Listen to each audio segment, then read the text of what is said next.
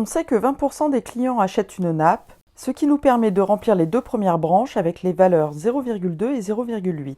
Par ailleurs, 70% des clients qui achètent une nappe achètent des serviettes. On a donc 0,7 et 0,3 sur les deux branches supplémentaires du haut. Et parmi ceux qui n'achètent pas de nappe, on a 10% qui achètent des serviettes, ce qui nous permet de remplir les deux dernières branches avec les valeurs 0,1 et 0,9. À la question 2, on nous demande de calculer la probabilité qu'un client achète une nappe et un lot de serviettes. Soit à calculer P de n inter S, ce qui est égal à P de n fois P de S sachant n, soit 0,2 fois 0,7, ce qui est égal à 0,14. À la question 3, on cherche la probabilité qu'un client achète un lot de serviettes.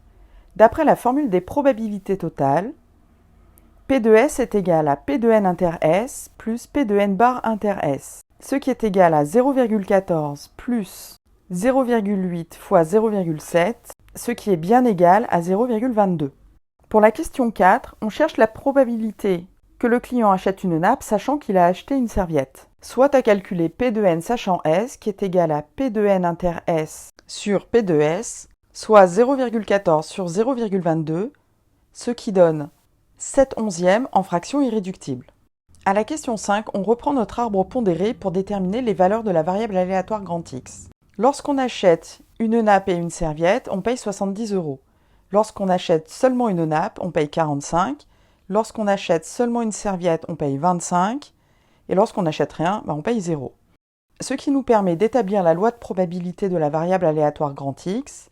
Pour les valeurs de xi, on a alors 0, 25, 45 et 70.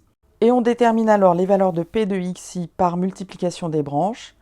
On obtient 0,72, 0,08, 0,06 et 0,14. On vérifie alors que la somme des probabilités est égale à 1 et on peut passer au calcul de l'espérance. Par définition de l'espérance, E de x est égal à la somme des xi fois P de x égale xi. Ce qui nous donne 0 fois 0,72 plus 25 fois 0,08 plus 45 fois 0,06 plus 70 fois 0,14, soit un total de 14,5. Cela signifie qu'en moyenne, un client dépense 14,50 € dans le magasin.